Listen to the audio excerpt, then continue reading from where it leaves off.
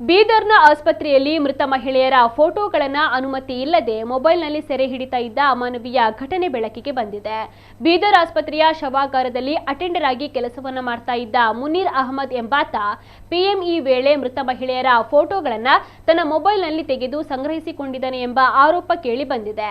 ಆಸ್ಪತ್ರೆಯ ನಿಯಮಗಳನ್ನು ಉಲ್ಲಂಘಿಸಿ ಯಾವುದೇ ಅನುಮತಿಯನ್ನ ಪಡೆಯದೆ ಈ ಕೃತ್ಯವನ್ನ ಎಸಗಿದ್ದಾನೆ.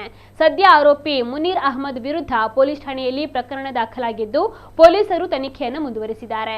ಈ ಪ್ರಕರಣವನ್ನು ಗಂಭೀರವಾಗಿ ಪರಿಗಣಿಸಿರುವ ರಾಜ್ಯ ಮಹಿಳಾ ಆಯೋಗ ನಿಯಮಾನುಸಾರ ಸಂಪೂರ್ಣವಾದ ಪರಿಶೀಲನೆಯನ್ನು ನಡೆಸಿ ಆರೋಪಿಯ ವಿರುದ್ಧ ಸೂಕ್ತವಾದ ಕ್ರಮವನ್ನು ಕೈಗೊಳ್ಳುವಂತೆ ಹಾಗೂ ವರದಿಯನ್ನು ಸಲ್ಲಿಸುವಂತೆ ಸಂಬಂಧಪಟ್ಟ ಅಧಿಕಾರಿಗಳಿಗೆ ನಿರ್ದೇಶನವನ್ನ ನೀಡುವಂತೆ ಕೋರಿದೆ ಎಂದು ಮಹಿಳಾ ಆಯೋಗದ ಕಾರ್ಯದರ್ಶಿಯವರು ಪ್ರಕಟಣೆಯಲ್ಲಿ ತಿಳಿಸಿದ್ದಾರೆ.